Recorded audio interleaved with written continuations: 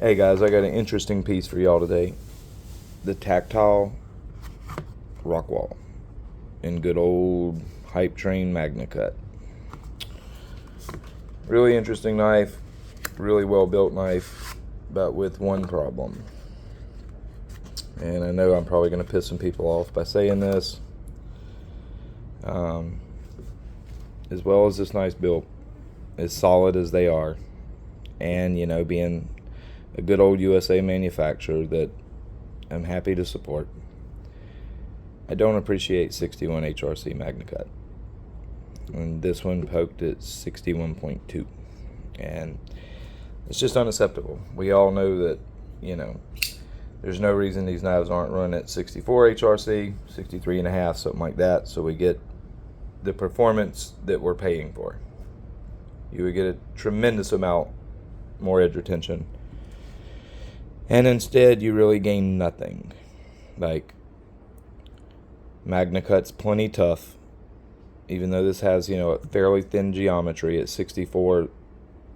That geometry is no problem at 64, so that's not really an excuse for them to say oh, for toughness. Magnacut's plenty tough for this geometry at 64. Instead we get 61, and in a knife this expensive, that's unacceptable. I love the design, I love the way it feels in hand, it's super comfortable, and I do really like the geometry, even though I wish the blade was a little taller so it didn't thicken up so quick.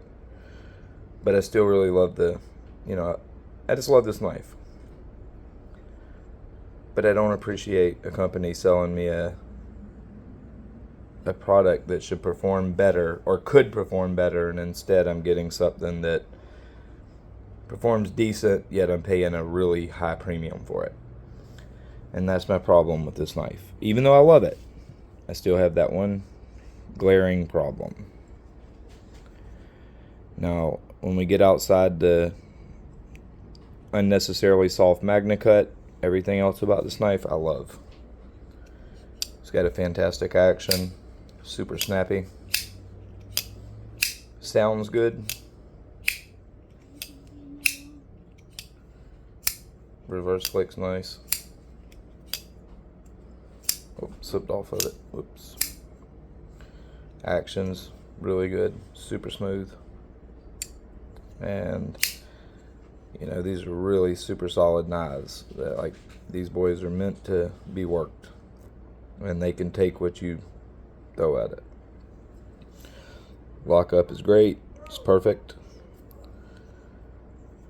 Fit and finish on this thing is literally perfect, as every Tactile knife I've ever had is. You got to give them credit on their fit and finish. It's done very well. Back to the blade, the geometry. It's a nice slicer. Comes down fairly thin to about I'd say that's around 16 thousandths, maybe 15. Anyways, thin enough that it'll slice very well, but it's a fairly not very tall grind, so it does thicken up pretty quick, and it's you're only going to get a few sharpenings before you're at like over 20 thousandths, and then it's going to start not being the greatest of slicers. But if you want a lightweight tank, the Rockwall is exactly that. It's well built, very classy looking, and this thing is ready for anything you throw at it, because it is a stud. Anyways, I think you guys should check one out. Maybe if all of us start bitching at Tactile, maybe we can start getting some Magnacut that's run at a proper hardness, or we'll just keep buying soft Magnacut and paying more than we should for it.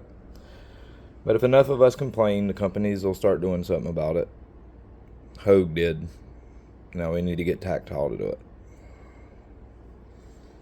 No more 61 HRC Magnacut. Let's get 64 HRC Magnacut. Anyways, you guys got any questions about this one, just drop them in the comments and I'll get you answered. All right, have a good one.